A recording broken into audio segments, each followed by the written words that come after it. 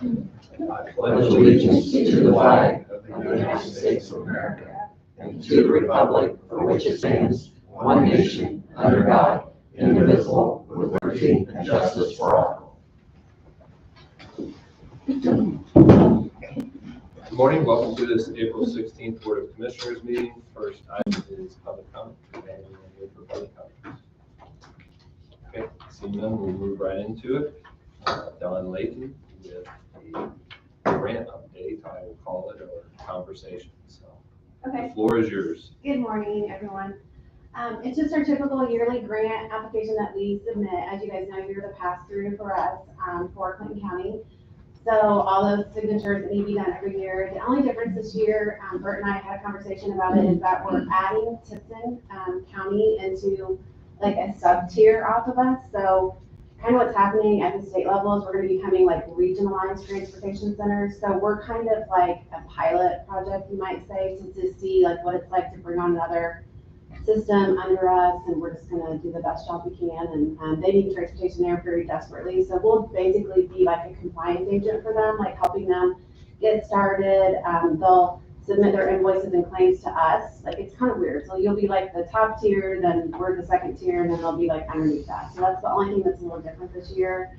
I think that we'll probably inevitably inherit a lot more systems under us. So it's better to be in charge than having someone else be in charge of us. So that's kind of the way we're looking at it. So we agreed to go ahead and take them on this year. So do the second tier systems get support from their communities Yeah. financially? So in the paperwork that you have too, there'll be a document that's kind of like a agreement between commissioners. So it'll be like where you're tier one and they're like, you know, underneath that. So that paperwork is in there as well for you guys to look at and sign. Okay. Any other questions? Right. Okay. We'll get it signed Thursday. Thank you. And I think Nice there's a resolution in there too. Resolution, okay. All right. So we need to pass resolution 2024-03, which is for the authorization of the grant. So moved. Second. All right, motion carries 3-0. Next, we have Renee with our coursing quotes that have been hanging out there for us. Yes. So we had two proposals, and start off with the $5,000 one. So Chris took the lead on this and kind of started getting with Corson's to try and figure it out. And then I yesterday was finally able to find a CD that we had that had like all of our documents from when the project was, you know, when Central Dispatch was completed, and we knew we had to have those documents because it was a requirement that the flow calculations be, you know, located in there. And so Chris finally located those. He emailed those to Corson's, and those are the documents that are needed. So they are printed and they are in the equipment room by the fire suppression system. So that one is done. We do not need anything with the $5,000 one. The other one then, again, the issue with the dampers not working. They will troubleshoot why the dampers aren't functioning. Also listed whatever the cylinder is. There's a 5-year external visual that's due on the cylinder. They did say that if the issue with the dampers is mechanical and they cannot do the programming, so then if there is an issue that's programming issue, it will have to be done by an HVAC company. Okay. That makes sense. So this is just an assessment of the. Yes. Of it. Yes. If they're not able to, complete. Yeah, if it's an actual programming, then we would have to call from somebody else. Yeah. Okay. All right. So that quote's $1,428.99. Yeah. Is that correct? Yes. Okay. So I'll make a motion to approve those quotes. Second. Okay. So the quote for the $1,428.99 3-0. Because the 5,000 she didn't need. Yes. Sorry. Yeah. My hearing's not as good. All right. Very good. Thank you. Anything Thanks. else with it? Not with that. No. Okay. Next item, we have Laura Archibald here with a opioid subcommittee presentations. That time of year, annual report presentation. Thanks. How are you? Good.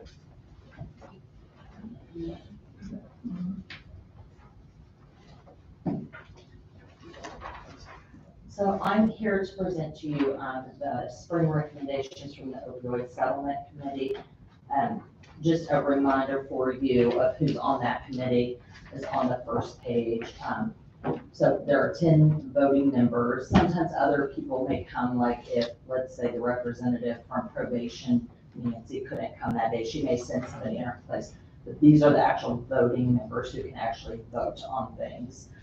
For the county, Jordan Brewer; for the city of Frankfort, Mayor Sheets; probation, Nancy Ward; corrections, Brett Barton; EMS, Stephen Decker; myself for Healthy Communities, Cesar Munoz for Frankfort Police Department; Ashley Kelly from the Sheriff's Department; Rodney Wong from the Health Department; and Macy Simmons from InWell, who represents our mental health and substance use treatment division. So it was decided by the settlement committee that we really needed to have an application for this funding, so that if people were in need of funding, instead of just keeping it coming to us individually, that we wanted to create a common application. So we created that and put that out, and we did receive 5 applications. This application is open on a rolling basis, so there's no deadline on it.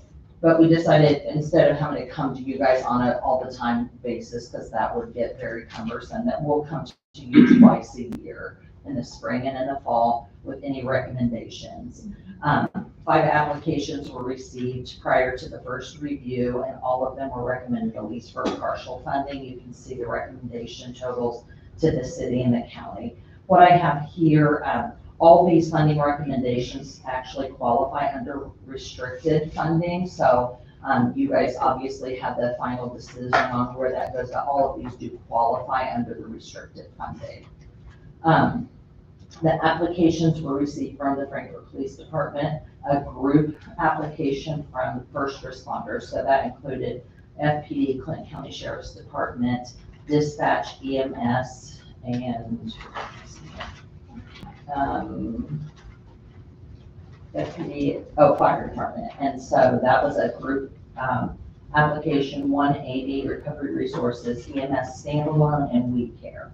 So I've given you a brief summary of each one of these applications and what approved core abatement strategy that they fall under. So those core abatement strategies are what make those approved under the restricted funding. That'll also help when we get to the reporting side of things, that, you know, we have to show what this funding was used, what core abatement strategy. So when we get to the reporting end of things, we already have those lined up, okay? And the intended outcomes and goals, and that also is in that reporting piece, so that helps us a lot. Just so you guys know, you can go to that website and you can see the reporting, and you can see everybody's reporting. And if you look on there, our reporting for Clinton County is done. Most, I would say, counties and cities are not done. So we're in very good standing. And I know when DMHA is distributing further dollars from these settlements, they do look to see who's reporting stats. So we're in very good standing with DMHA. So the first one for the Frankfort Police Department was for an incinerator, and that is to incinerate confiscated drugs, whether that be from drug bust or that they do, you know, in their daily work, but also from drug take back boxes or drug take back events. And previously, they have been taking those to Indianapolis, and that's a huge cost for them. Also, Clinton County Health Department has a company that they get their destroyed through. They can buy an incinerator for a little over $7,000, $7,160. That includes adding a drug take back box at the health department.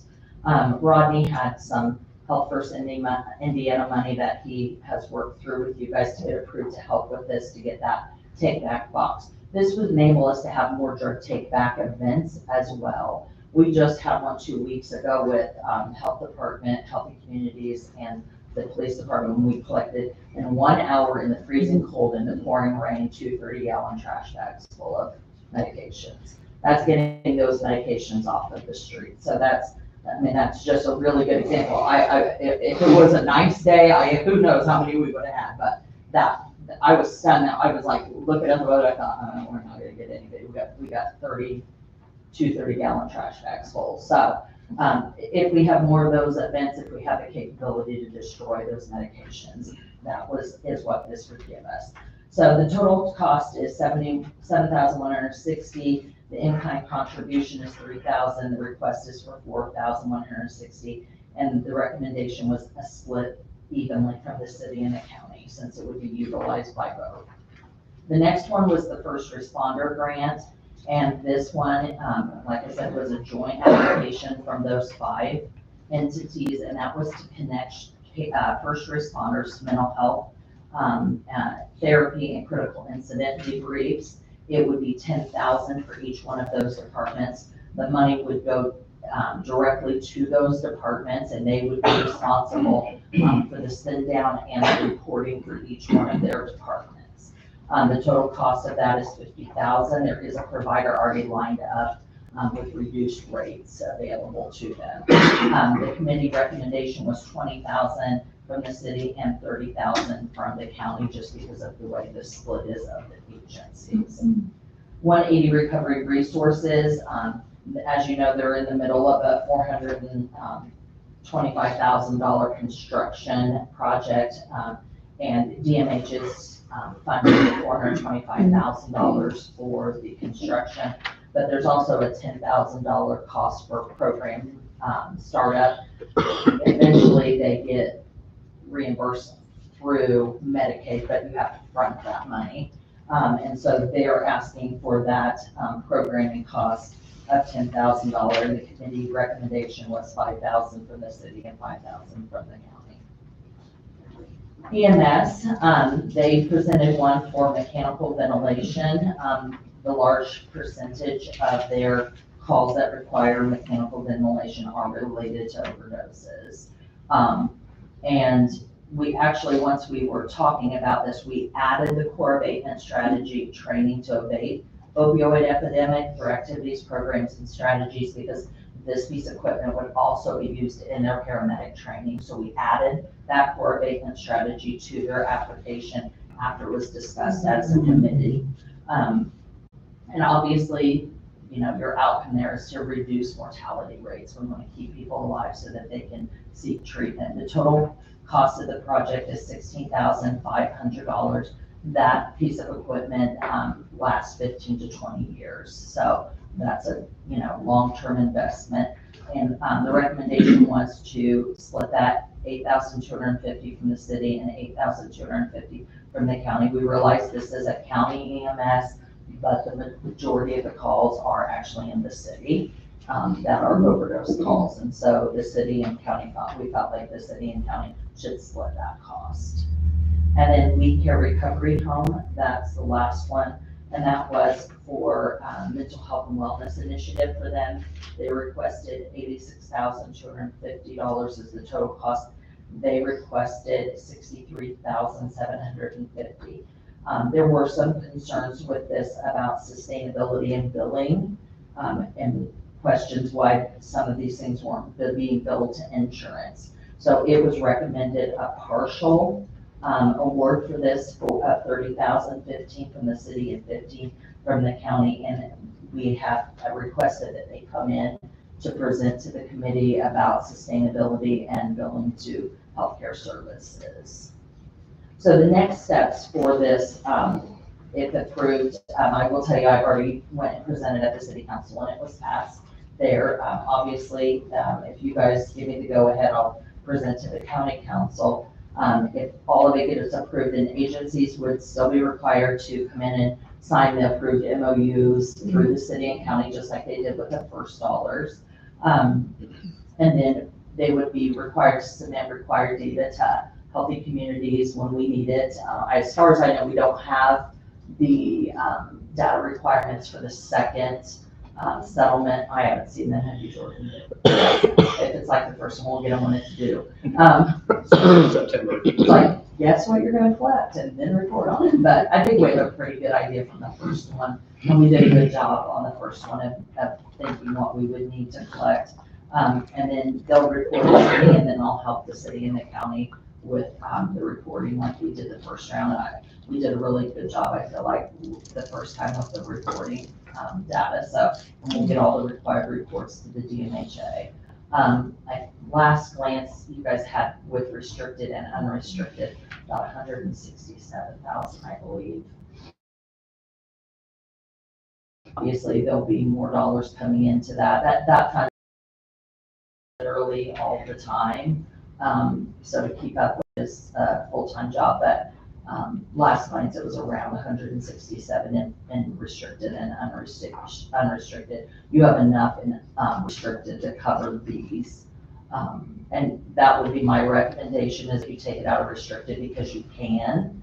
And at some time you may get a request that falls outside of that. So I would take it from restricted as long as you can. Do you have any questions for me? Gentlemen, anything? No, you're very thorough. Is there, we have some other committee members in here. Anything you guys would like to add, comment on? I think that this time going through the process, we're just continuing to refine it to make it more, transparent and to make it available to everyone as far as the community goes. So I think that it went a little smoother this time around, so, and it'll continue to just improve. Done a fantastic job there. Thank you. Laura, nice job. And the committee, nice job. So just for those watching, as Laura said, we have 167,000. I think 60,000 is roughly the request. So that still leaves 100, and we're getting more in. For any entity, nonprofit out there that has something that would fit, please reach out, because obviously we have an application process.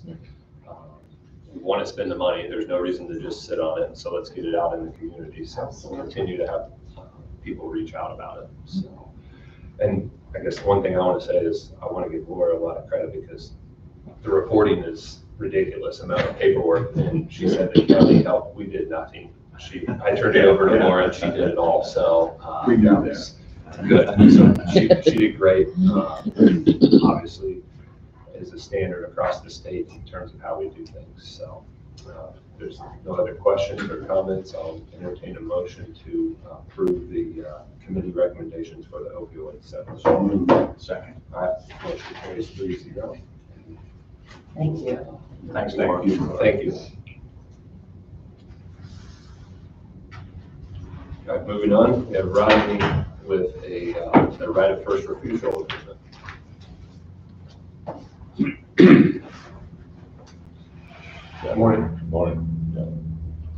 I hope you all got a copy of it. I don't know how much time you got to review it. So I know we volleyed it back and forth several times between the Healthy Communities and Tom.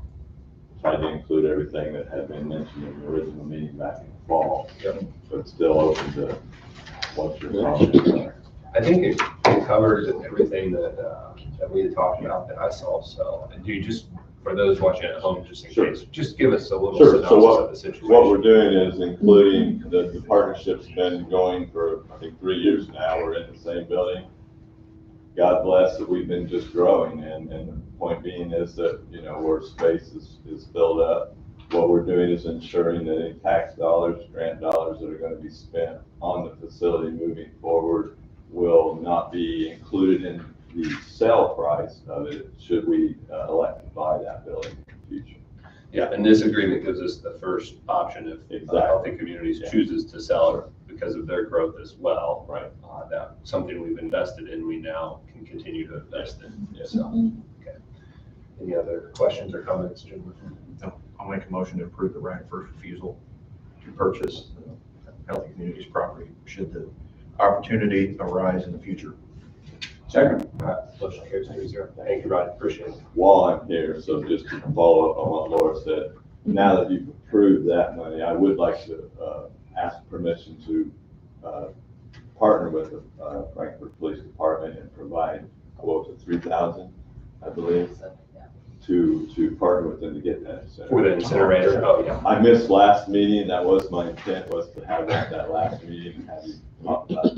This is probably more apropos than you approved the other one. Yeah. So, okay, thank you, sir. Yep, everybody's good with that. Okay, thanks.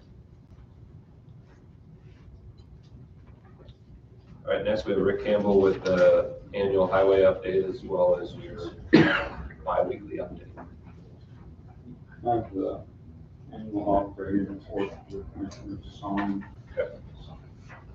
Anything you want to highlight on it for those in the audience? Okay. Well, the numbers look really good, so I'll kind of summarize it for you there. I think it was maybe increase in your operating cash flow by maybe 200,000 or somewhere in that range roughly. So that's kind of a quick synopsis of it. Also have, we're ready to start the second phase on Bridge 21. We have to assign another consultant for the same one. And I wanted to drop these off to the commissioners, and then I'll get them the next meeting, the May 9th meeting. Okay. Thank you. Thanks, sir. Where's this at? Sorry, that's on 750 north. Okay, Between 600 west and 500 west. gotcha. That's about all I have. Okay. Thanks, Rick. Any questions for Rick? No. All right. We'll make a motion to accept the annual operation report. Second. All right, motion carries 3-0.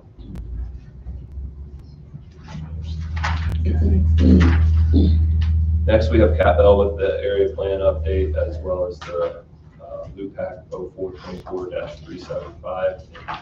With that is ordinance 2024-04. Okay,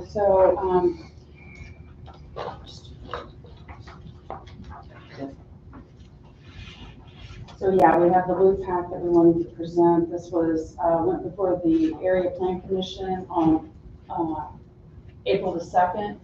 They gave a favorable recommendation over to you guys. This is on a parcel that is at the corner of 300 West and 100 North. And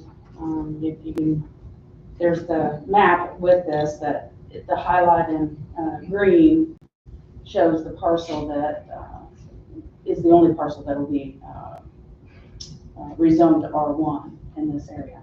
I did a point system on it because it is ag now, agricultural.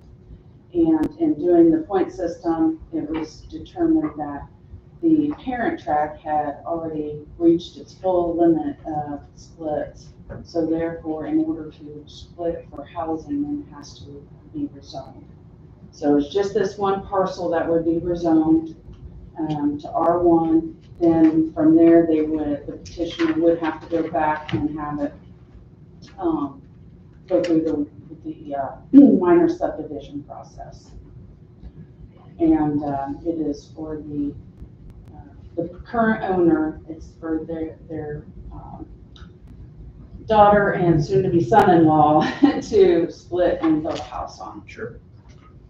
And so if it wouldn't have had too many splits or acts, then it would have met at the point system. That's the only correct. reason it's in front of us. Yes, it would have met the point system, and that would have made it to where it would have bypassed, could be administratively approved, did not have to go to the Board of Zoning Appeals for a special exception, and then it would have went on to the minor subdivision that it has to go through. The applicant is here, present, if you have any further questions. It's gotta be you, because I know everybody else. Any questions from you guys? I don't No, not at this don't have any point. issues with it at all. As a matter of fact, I'll make a motion, we approve LUPAC 04-24-375, ordinance 2024-04. Second. All right, motion carries 3-0. That's approved. And then one other thing real quick, I know that many of the county offices, like health department, surveyor's office, commissioner's office, our office, has received several complaints from one particular complainant out on 52 from 650 South to 750 South, the Boone County, Clinton County line. And I've been trying to work through all these complaints. I've been out there 3 times. I was out there again yesterday.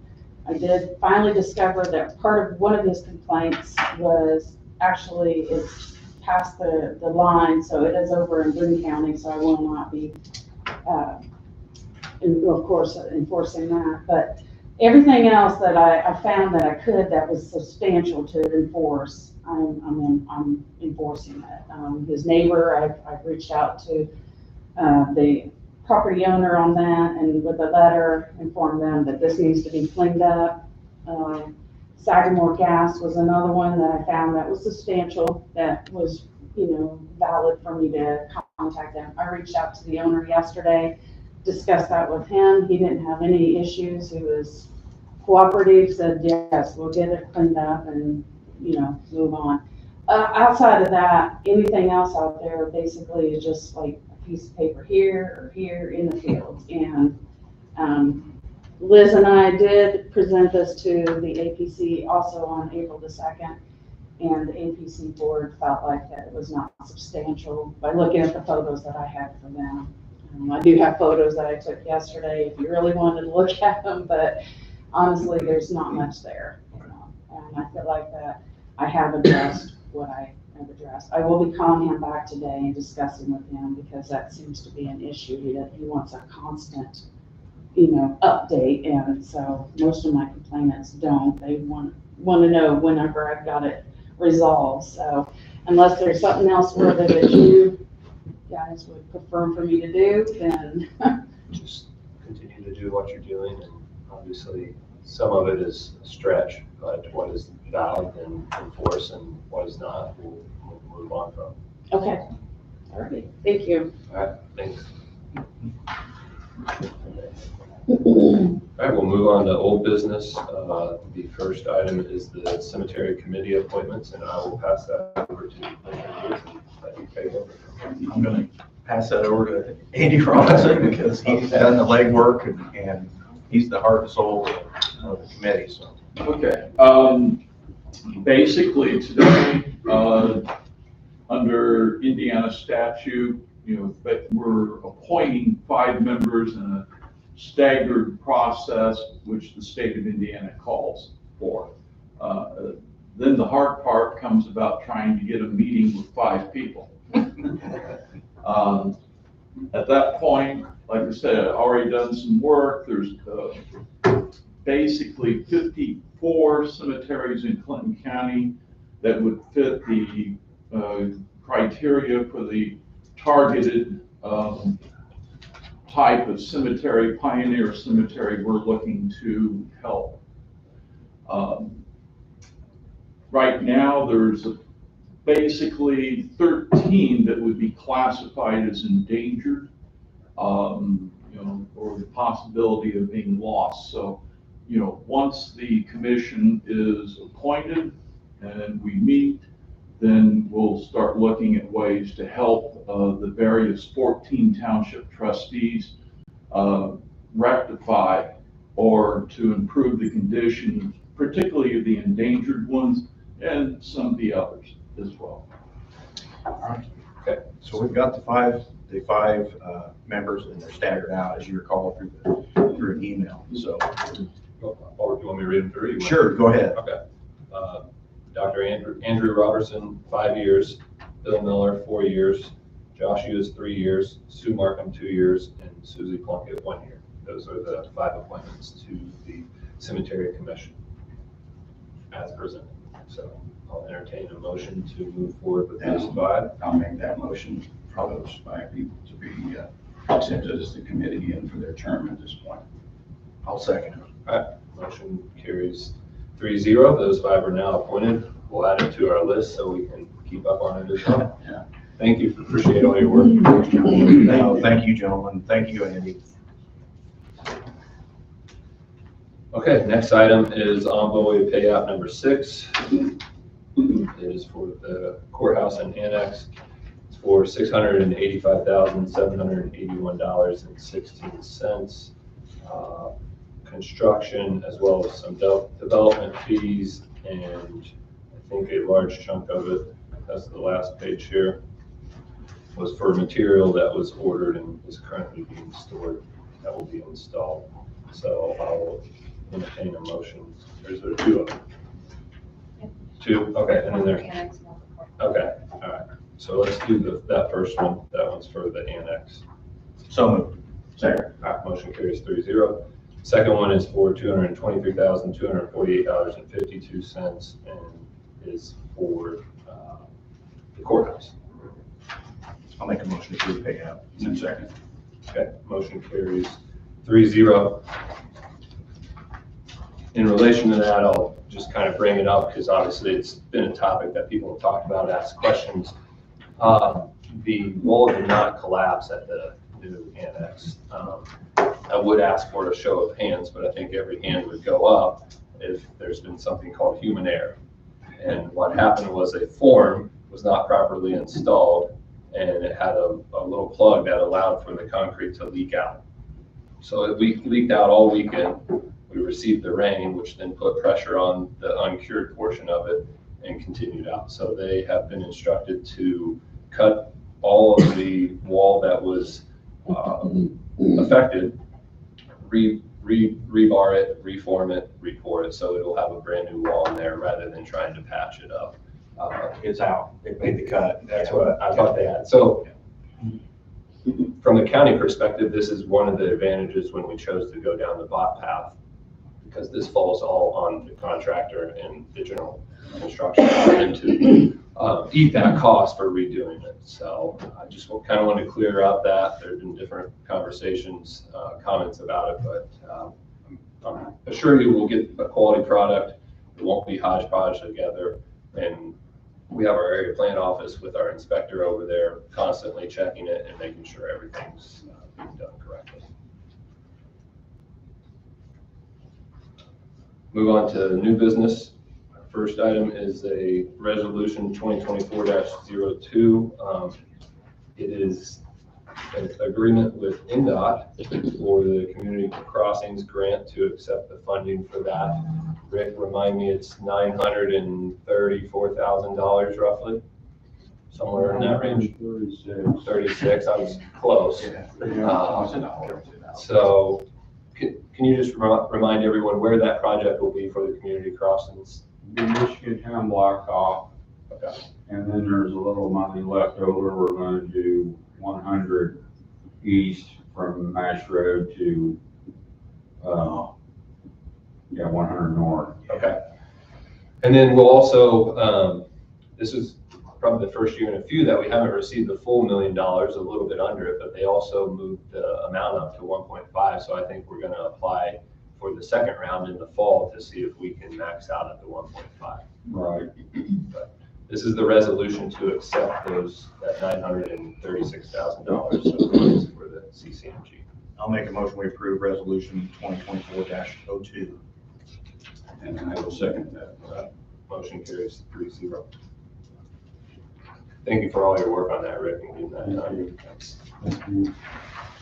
That's 75-25, right? Yes. So that money gets multiplied to cover a lot more roads, and I think it's roughly $250,000 per mile of road to repave it. I remember when it was 100. Yeah. 8 years ago. All right, next item under new business is we have a sign placement request from the Frankfurt Rotary for their Heroes of Hope event. Date of event is May 4th, and we'd like to sign at the courthouse for 1 week. Motion to approve request. Second. All right, motion carries 3-0. The next one is for the Friends of the Frankfurt Public Library for their annual Barns and Bloom event. It is on May 10th, approximately 13 days. They would like it posted. Motion to approve request. Motion carries 3-0 on both of those. Department heads. How many department heads I'd like to give us an update?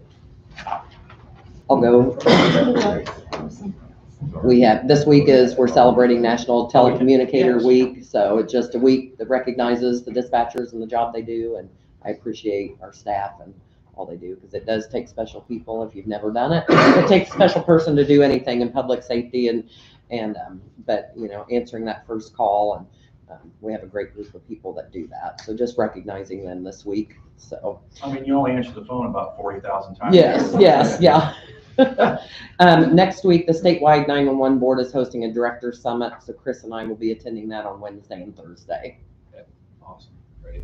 Thanks for that. Yep. Tell the staff we're proud of Yep. them. Appreciate all the work they're doing. They probably really need to do a training for everybody else on stress management and how to handle, Yes. you know, No kid. taking on You know, it's a situations. lot that one, you know, like the officers, they're only taking the one call we give them, you know, we're taking all the things at once. And, yeah, Well, and it's, you get them at the first time. yes. And that's when yes. people are the most Yes. worked up. Yeah, they're not calling 911 because they're having a good day, so, you No. know. No. So, thank you.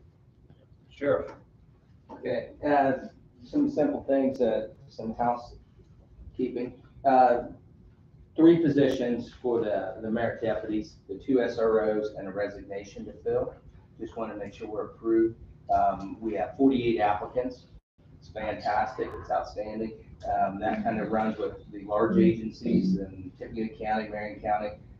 So we're doing it right here in Clinton County, I think, and I think that's as a whole as a community. They're bringing people in here wanting to get to this community. So I just need to make sure we're okay, we're approved so that we start testing this weekend and the following weekend for those applicants. So it's pretty exciting to have 48 people want to. That is really good.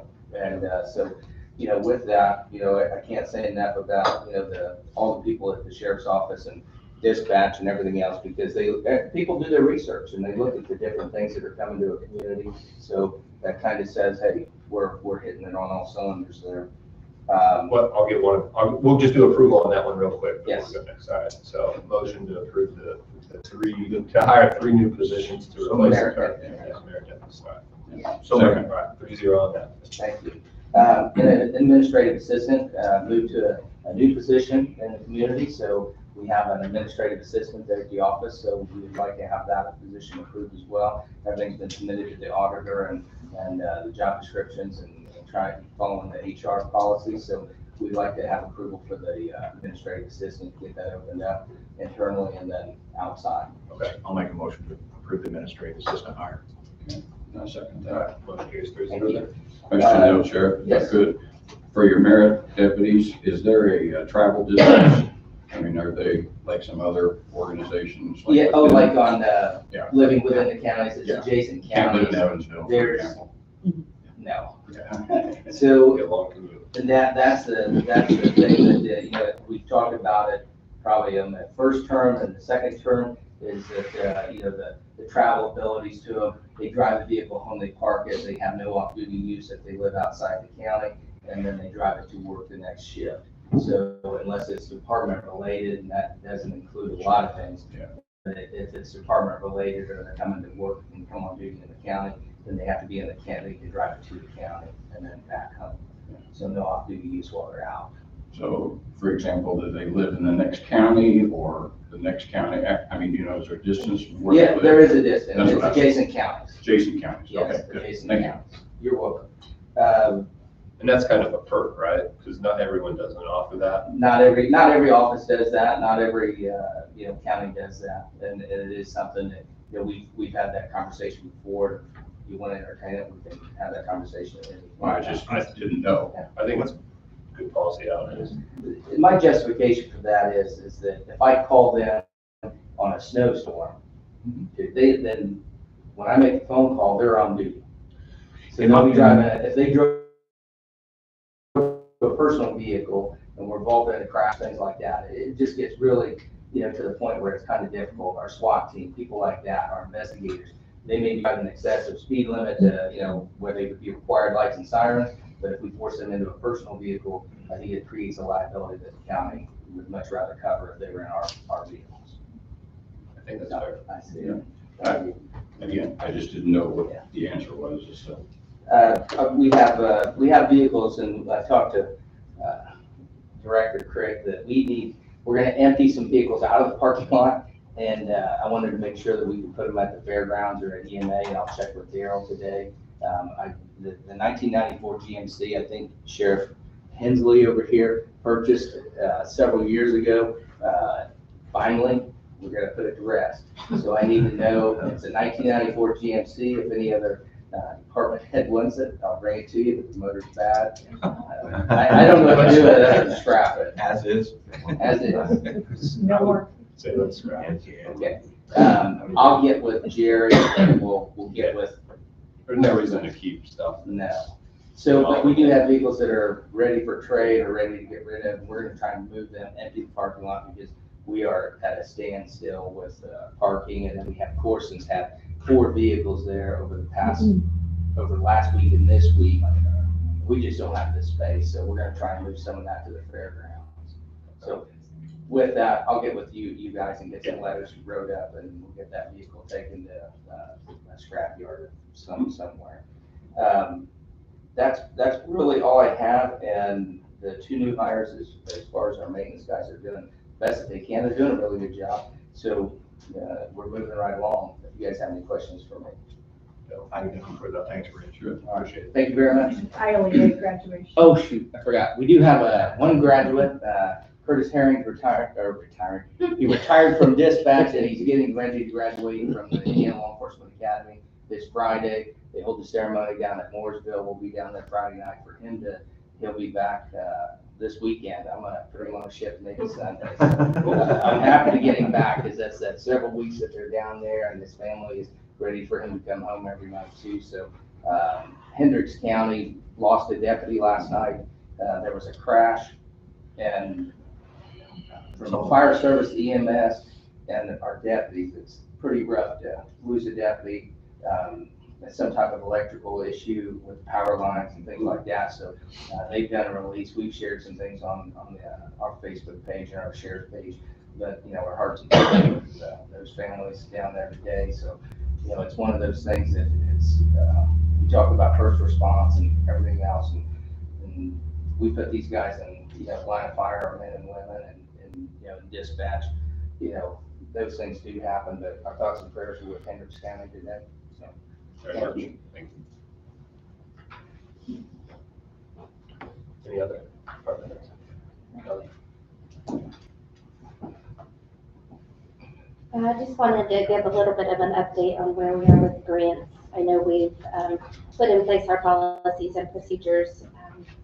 But as you know, grants follow a whole long life cycle. So we're getting there as far as getting compliant with those policies and procedures. But I just want to give you an update on some of those grants that have come through that our department heads have applied for or been approved just here since kind of the first of the year. So EMS has applied for, requested $10,000 for a newborn safety device to install on their building. So that application has been submitting. There's no match required on that one. We're just waiting for that application to be processed. Sheriff's Office has applied for their continued CHIRP grant. They've had that one before, so they're just applying for this next year. Prosecutor saying they have 2 grants that they use continuously. That's the Stop Violence Against Women grant and the VOCA grant. The VOCA runs for a 2-year cycle. VOCA, they have submitted the application for that. We're waiting on that application to be scored. And the Stop Violence Against Women, I believe that's due this week. So that one will get submitted as well. And then the Community Corrections, Probation, and Sheriff team, they submitted their application for the Community Corrections Justice Reinvestment Grant. Awesome application and teamwork, by the way. It looks really good. But they've requested $309,000 with no match on that one as well. So just wanted you to know they're in the works. We're also talking about a couple new grants. One that Brett and I are talking about, we wouldn't apply till next year, but it'll be a pretty big ask directly to the federal government, and it'll involve a lot of people in this room, kind of a partnership. And then Ashley and I have had some communications about a possible rural and small department violent crime reduction grant. So we're communicating on that, and those may be to come. Great. Comments, questions? Thank you. Thank you. Well done. Thank you to all the people involved working together with her and making the process a little more streamlined, at least internally. So thank you. Anyone else? Okay, move on to commissioner reports. Do you have anything? The only thing I would bring up is we received an email from Stephen Decker a few days ago about changing our relationship, or I guess making our relationship with Rossville Volunteer Ambulance Service mimic the rest of our volunteer departments. in the fact that we provide an ambulance for all of the volunteer departments. And Rossville no longer can maintain theirs or afford to buy new, so I think we have a backup unit that is actually nicer than what they had for their front line, so I think we would probably have to alter our agreement with them, so I'll just, if you guys are fine with that, we'll go ahead and get to work on the agreement. I think that's okay. That's all I've got. Commissioner Weaver? I have really nothing. Okay. I already made mine about Envoy and Annex, so we'll move on to our claims. The claims dated April 5th in the amount of $19,670.92. Claims dated April 12th in the amount of $6,277.58. Biweekly claims from April 16th in the amount of $286,146.27. And lastly, court claims on April 16th in the amount of $30,799.98. Motion to approve claim. Second. All right, motion carries 3-0 on the claims. We have payroll dated March 22nd in the amount of $533,081.48. And we also have a Board of Health payroll dated $970.20. Motion to approve, sorry. Second. All right, motion carries 3-0 on payroll. We have minutes from our regular meeting on April 3rd. Motion to approve. Second. All right, motion carries 3-0 on those. Our next meeting will be May 9th, so we're off 3 weeks rather than our normal 2 weeks. I believe that's on a Thursday, and it'll be back at the commissioner room. So is there any other business that needs to come before us? See none, I'll entertain a motion to adjourn. So moved. Second.